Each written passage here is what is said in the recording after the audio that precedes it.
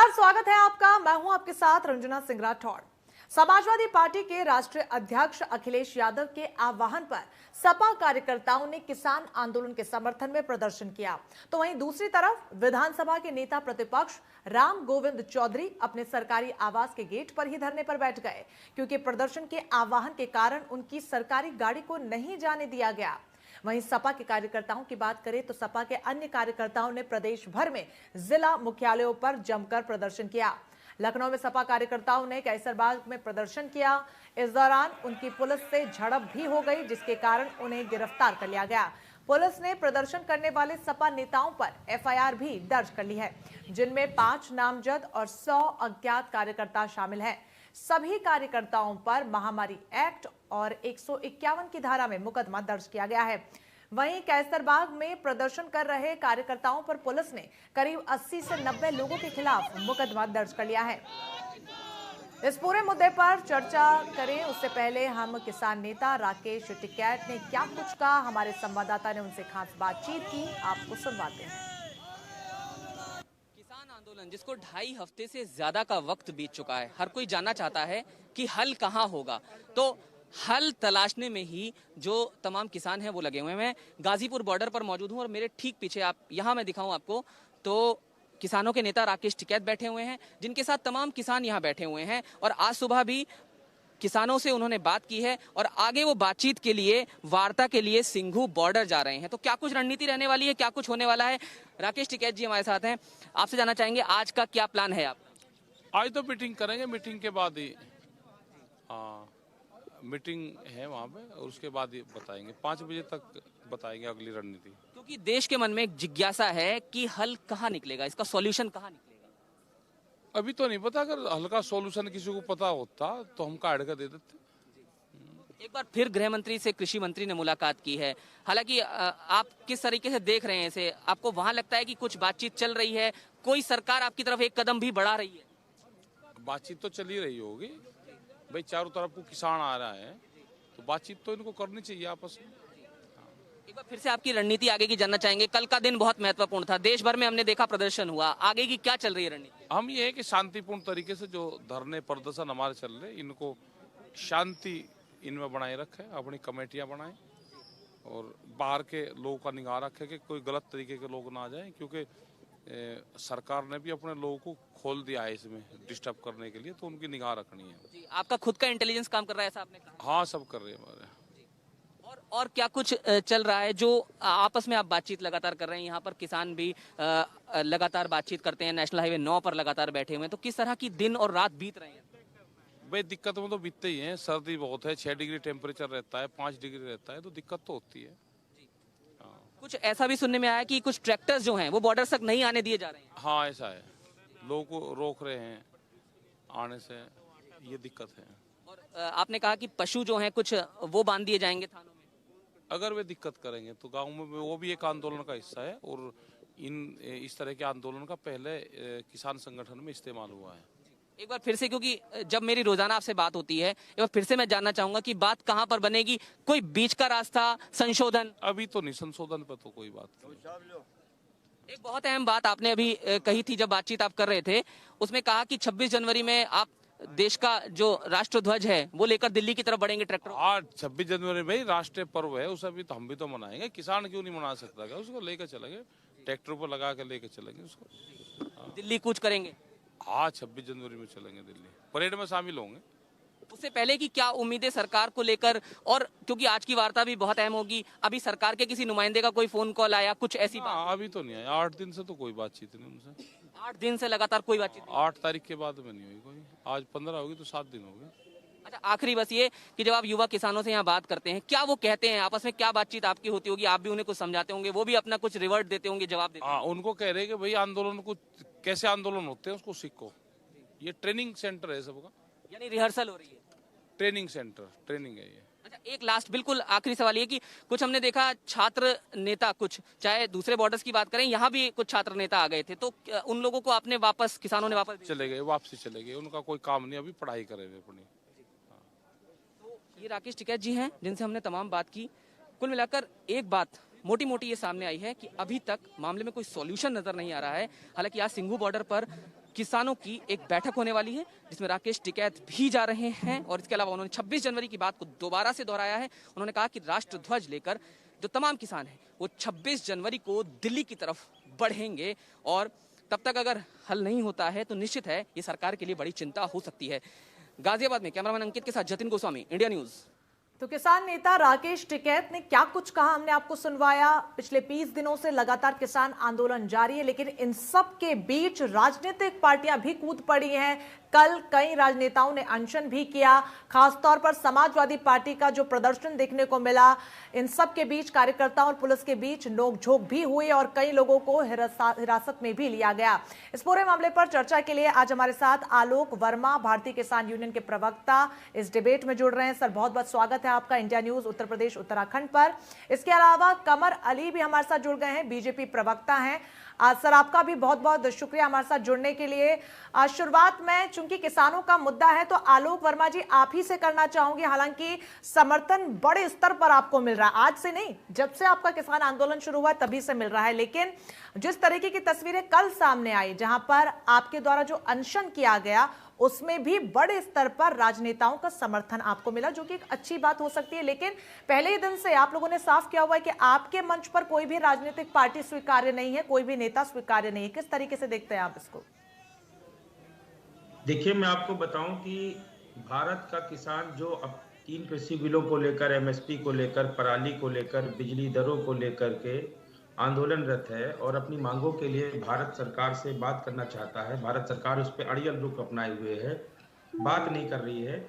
देखो, मैं आपको बताऊं कि ये मेरे हिसाब से आजाद भारत में सबसे कल काला दिन होगा कि जब देश का अन्नदाता अपनी मांगों को लेकर एक दिन के उपवास पे बैठा। सरकार को इस पे लेने, भाई सरकार जो है अब सब छोड़ दे, अगर नहीं छोड़ सकती तो किसान आराम से बैठा हुआ है। देखो, इनके द्वारा क्या है कि अब किसान आंदोलन को तोड़ने की कोशिश की जा रही है। किसी किसान नेता को बुला करके माला पहना के बयान दिला देंगे, किसी अराजक तत्व को घुसा देंगे, हमको कभी टुकड़े टुकड़े गैंग कह देंगे, कभी खालिस्तानी कह देंगे, कभी पाकिस्तानी कह देंगे। आपने देखा कि हमारे राकेश टिकैत जी ने कहा कि कल जामिया यूनिवर्सिटी के कुछ बच्चे आए थे जो हमारे प्रदर्शन में शामिल होने के लिए, हम लोगों ने उनको वापस भेज दिया। हमने कहा भाई आप पढ़ाई करो, ये धरना प्रदर्शन आपके अभी इसको मत करो, आप पढ़ाई करने की उम्र है, आप पढ़ाई करो। देखिए, मैं आपको एक चीज बताऊं कि सरकार ने जो हमारे सामने संशोधन का प्रस्ताव भेजा था, टोटल 15 बिंदु थे। मैं बहुत छोटी बात कहूंगा, 15 बिंदु में 12 बिंदु पे सरकार ने संशोधन के लिए हाँ कर दिया। तो आप ये बताओ, 15 पॉइंट का एक स्ट्रक्चर है, उसमें 12 पॉइंट पे आप संशोधन करोगे तो स्ट्रक्चर खराब है ना। हम तो कह रहे इस बिल को भाई आप वापस ले लो, नया बिल किसानों के साथ बैठ के बना लो। ये बिल जब तक वापस नहीं करोगे किसान वापस नहीं करे। 2 टूक की बात है, यस या नो में बात कर ले सरकार। और 8 तारीख के बाद आप देख लीजिए, 7-8 दिन हो गए, हमने तो किसानों से कोई, सरकार से कोई बातचीत की नहीं। हमने कहा भाई अपना करते रहो, उसमें क्या दिक्कत है। हम किसान बैठे हुए हैं और जब तक हमारी मांग पूरी नहीं हो जाएगी हम बैठे रहेंगे। आलोक जी, लेकिन मैं आपसे साफ शब्दों में ये जानना चाह रही हूँ कि जो समर्थन राजनीतिक पार्टियों का आपको मिल रहा है वो आपको स्वीकार्य है क्या? देखो, राजनीतिक दल अगर राजनीति नहीं करेंगे तो सत्यनारायण स्वामी की कथा तो करेंगे नहीं। हमने पहली बार भी बता दिया कि राजनीतिक दलों का समर्थन हमें मिल रहा है, अच्छी बात है, लेकिन हम उन्हें अपना मंच नहीं देंगे। ठीक है, आपको लगता है वो राजनीति कर रहे हैं, ठीक है। कमर अली साहब यहाँ पर आलोक वर्मा जो कि भारतीय किसान यूनियन का प्रतिनिधित्व कर रहे हैं, प्रवक्ता हैं, वो साफ कह रहे हैं कि ये राजनीति हो रही है और हमने पहले ही साफ किया था कि हमें किसी भी प्रकार का समर्थन नहीं दिया जा रहा। हालांकि उनका धन्यवाद भी वो करते हुए नजर आ रहे हैं। आप किस तरीके से इसको देखते हैं? क्योंकि हर मोर्चे पर भारतीय जनता पार्टी द्वारा यही कहा जा रहा है कि किसान आंदोलन के आड़ में जो विपक्ष है वो राजनीति की, सियासत की फसल बोने की कोशिश कर रहा है अपनी।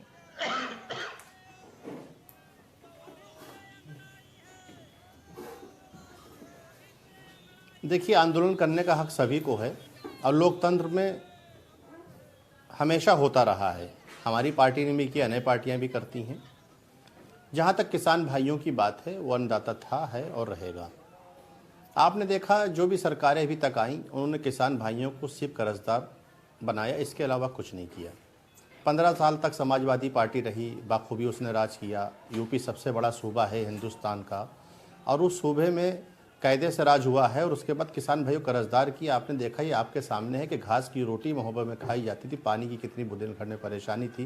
किसान भाई रोज आत्महत्या करते थे हमारी सरकार जैसे ही बनी मानी योगी जी की सरकार ने 1-1 लाख रुपया कर्जा सबसे पहले उनका किसान भाइयों को माफ़ किया।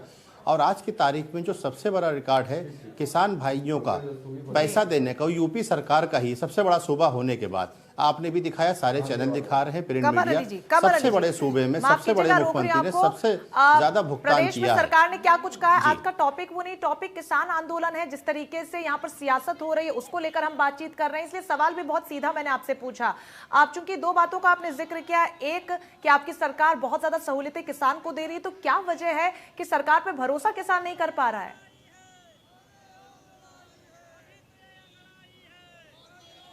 किसान भाई देखिए अन्नदाता है, किसान भाइयों को शुरू में ये कहा गया कि आपकी जो मंडियां हैं वो मंडियां ख़त्म कर दी जाएंगी हर एक प्रदेश से। ये गलत है, ये गलत जानकारी लोगों को दी, किसान भाई को वर्गलाने का काम किया है और ये अच्छा नहीं है। किसी भी राजनीतिक दल, ठीक है राजनीतिक आप करिए, पंजाब सरकार ने सबसे पहला काम ये किया।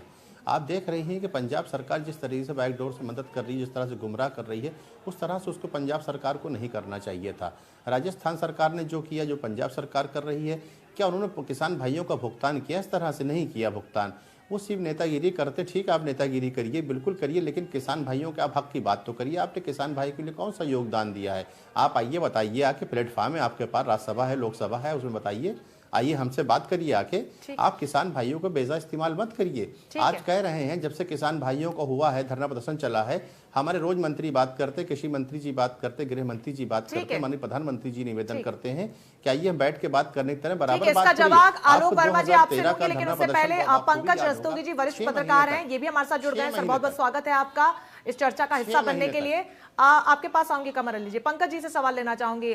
पंकज रस्तोगी जी, जिस तरीके से ये पूरा आंदोलन शुरू हुआ, आज 20 दिन हो गए हैं, आपके पास लौटूंगी सर, लौटूंगी आपके पास, आपका जवाब भी लेना है मुझे आलोक वर्मा जी से, पंकज जी से, लेकिन जान लूं कि किस तरीके से इन दोनों पक्षों को देखा जाए। सरकार को अलग कर दीजिए, क्योंकि फिलहाल किसान आंदोलन और लगातार आरोप लग रहे हैं कि उसके आड़ में जो विपक्ष है वो अपनी अपनी राजनीति चमकाने में लगा हुआ है।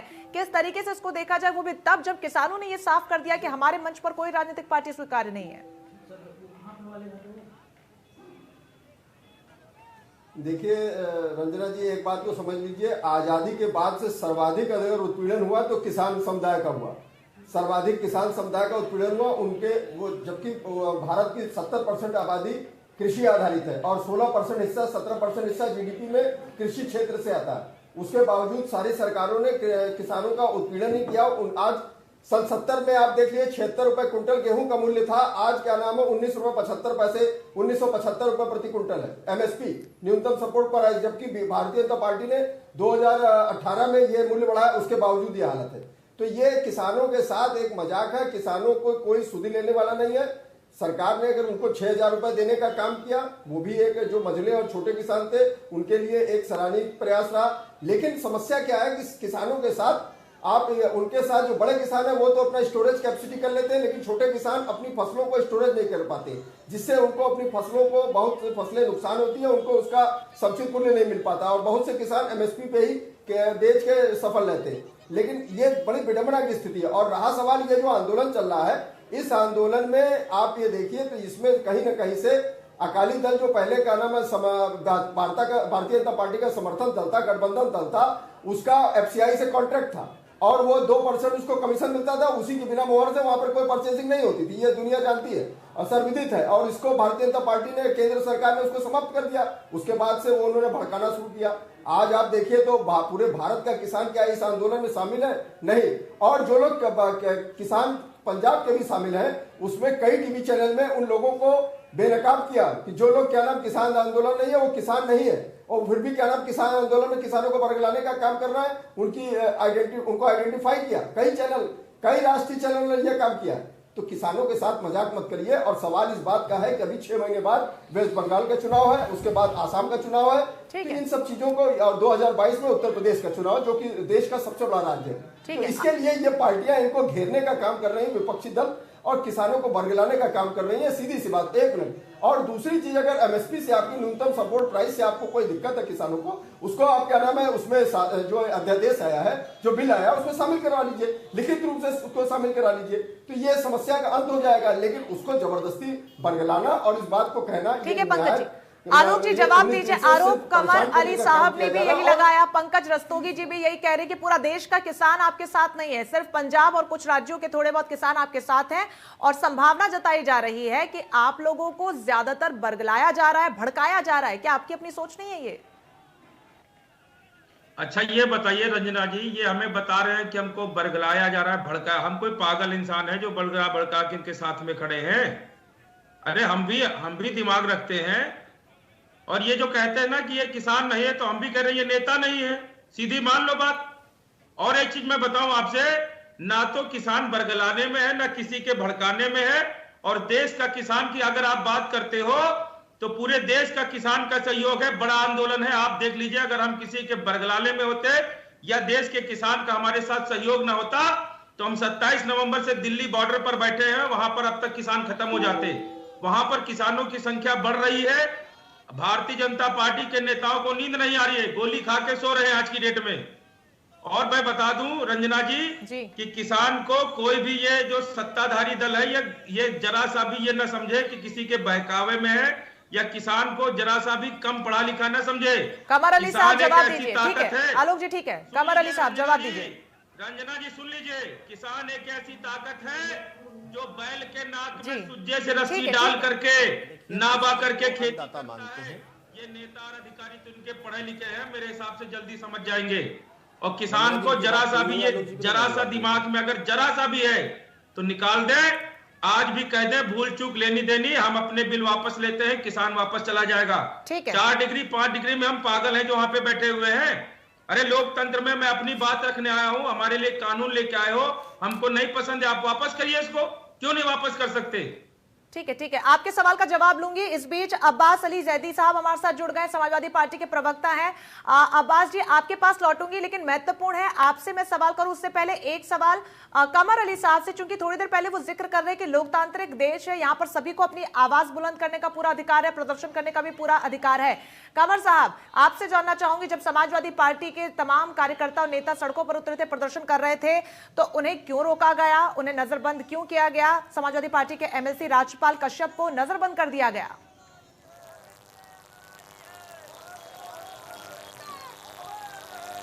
समाजवादी जानती है उसने किसानों को कुछ नहीं किया था, उसका कर्जा हमने माफ किया, उसकी सरकार को कर्जा। समाजवादी काहे का ढोंग करती है जिसने 15 साल राज किया, 15 साल सवाल ये नहीं है कमर अली साहब, सवाल ये है लोकतांत्रिक देश में अगर कोई प्रदर्शन कर रहा है, अपने कार्यालयों के बाहर बैठ रहा है, किसी को समर्थन दे रहा है, तो पुलिस वहां जाकर उनको रोक रही है, नजरबंद कर रही है, उनको गिरफ्तार किया जा रहा है, हिरासत में लिया जा रहा है, क्यों? 15 साल तक आपने इस हुकूमत करी है प्रदेश में, उसके बाद हुकूमत करने बाद आज आप नौटंकी कर रहे हैं, आप दर्शा रहे हैं कि हम खाली बैठे, हमें काम दे दो। पैमाने पर आप गिरफ्तारी ये गलत है, ये तरीका गलत है। पैमाने में हिरासत में लिया जाएगा, गिरफ्तार किया जाएगा।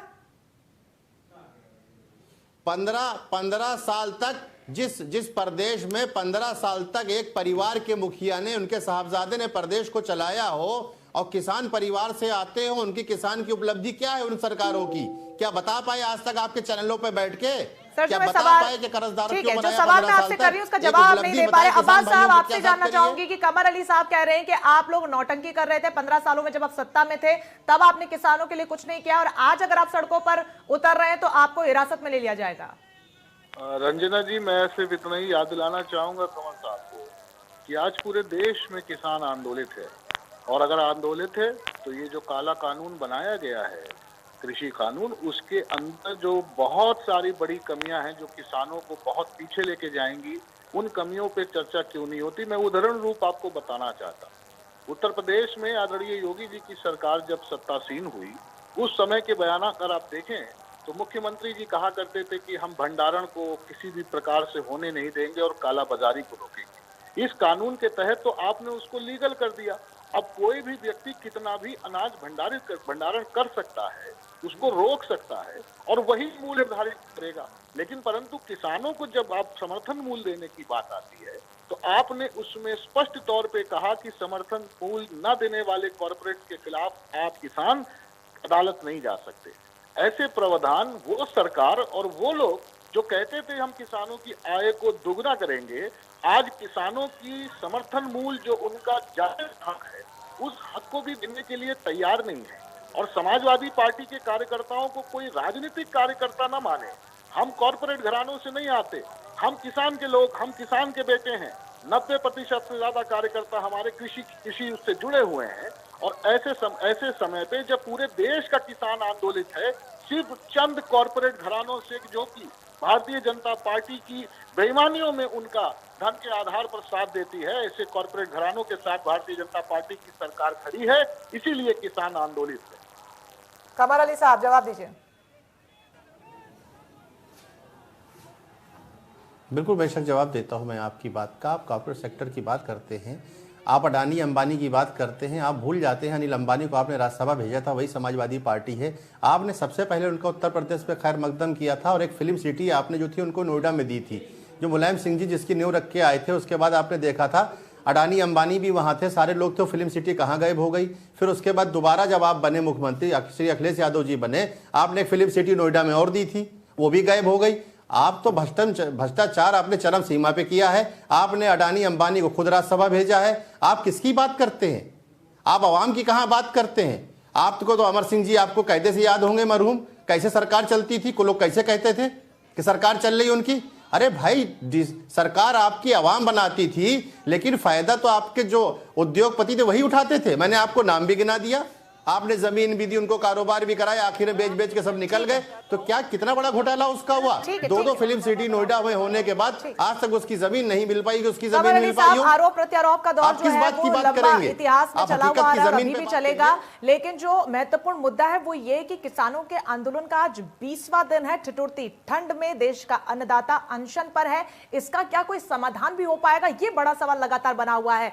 आप सभी का बहुत बहुत शुक्रिया। आलोक वर्मा जी आपका शुक्रिया, कमर अली साहब आप भी हमारे साथ जुड़े, आपका बहुत बहुत शुक्रिया। पंकज रस्तोगी जी आपका भी शुक्रिया और अब्बास अली जैदी साहब आपका भी बहुत बहुत शुक्रिया चर्चा का हिस्सा बनने के लिए। तो लगातार देश का किसान सीमाओं पर डटा हुआ है, मांग लगातार एक ही है, तीनों कृषि कानूनों को वापस लिया जाए। लेकिन इन सब के बीच राजनीतिक पार्टियां किसानों के कंधे पर बंदूक रखकर अपनी फसल सियासत की बोने में लगी है। इस तरीके के आरोप लगातार लगाए जा रहे हैं, लेकिन वाकई में क्या यह सच है? क्या वाकई में विपक्ष किसानों की सोचता है? उस पर भी लगातार संशय बना हुआ है। तस्वीर कब साफ होगी, यह भी अपने आप में बड़ा सवाल है। तो फिलहाल के लिए मेरे साथ बस इतना ही। लगातार बड़ी खबरों के लिए आप बने रहिए हमारे साथ। नमस्कार।